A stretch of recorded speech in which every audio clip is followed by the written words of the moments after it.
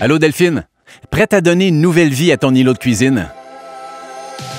Commence par t'assurer que tu as assez de produits pour la surface que tu souhaites repeindre. Une trousse Rust-Oleum suffit pour couvrir 100 pieds carrés. Là, tu vas travailler sur un îlot de cuisine en mélamine. Mais ce produit est aussi efficace sur n'importe quelle surface en bois ou en stratifié.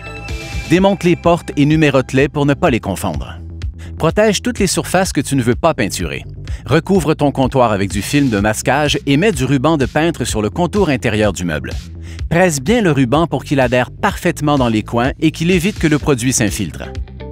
N'oublie pas le sol, Delphine. Assure-toi toujours que ton environnement soit propre et aéré pour bien travailler. Étape 1. Appliquer l'agent de délustrage. On va débuter avec les portes.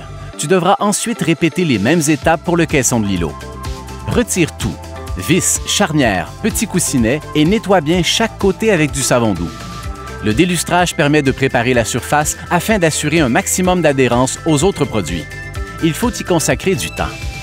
Mets tes lunettes et tes gants, c'est important. Verse l'agent de délustrage directement sur la porte et utilise le tampon à récurer fourni dans la trousse. Frotte fermement partout, en particulier dans les coins et rainures. N'oublie pas les côtés. Essuie immédiatement la surface avec un chiffon humide, puis avec un chiffon sec. Examine toutes les surfaces pour t'assurer que tu as bien appliqué l'agent de délustrage partout. Bouche les trous avec du mastic et laisse sécher le tout 1 heure. As-tu laissé sécher assez longtemps, Delphine? Il faut attendre une bonne heure, sinon la couche de liaison ne prendra pas. Étape 2. Étendre la couche de liaison. Essuie de nouveau la surface à peinturer avec un linge sec pour enlever tout résidu laissé par l'agent de délustrage. Prévois un support pour déposer les portes et les surélevés de la surface de travail. Remue bien le produit avec un bâtonnet à mélanger. À l'aide d'un pinceau synthétique, applique une couche uniforme. Commence toujours par l'intérieur de la porte. Une bonne façon de te pratiquer. Applique la couche de liaison doucement avec des mouvements longs et doux. Porte attention aux coins et aux joints. Fais de petits mouvements pour éviter l'accumulation du produit. Laisse sécher de 2 à 3 heures. Applique une deuxième couche de la même manière. Laisse encore sécher un nouveau 2 à 3 heures. Étape 3. Poser le glacis décoratif. Cette étape n'est pas obligatoire, mais le glacis permet de donner un look unique à ton îlot. Mets des gants. Mélange bien le glacis et commence par l'appliquer en employant la même technique que celle utilisée pour la couche de liaison. Tu peux être plus généreuse que ça avec le glacis.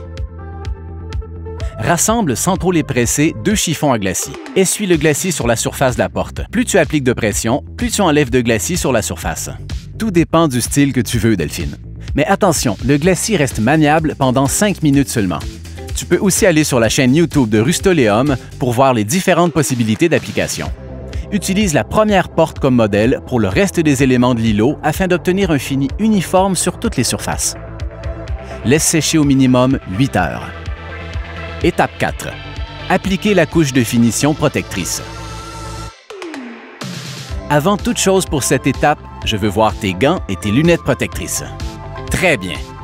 Ce produit est spécialement formulé pour offrir une protection supérieure contre la saleté et les égratignures. Étends le produit uniformément comme tu l'as fait pour la couche de liaison, en évitant toute accumulation dans les rainures ou les encognures. Le produit sèche rapidement. Évite de passer le pinceau plus d'une fois au même endroit. Laisse sécher à l'abri de la poussière et des courants d'air.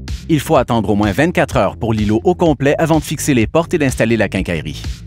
Étape 5. Compléter la finition. Enlève le film de masquage et le ruban. Remets les portes, l'ensemble de la quincaillerie et complète le relooking de ton îlot avec des nouvelles poignées. Tout est beau. Bravo, Delphine. Une vraie experte.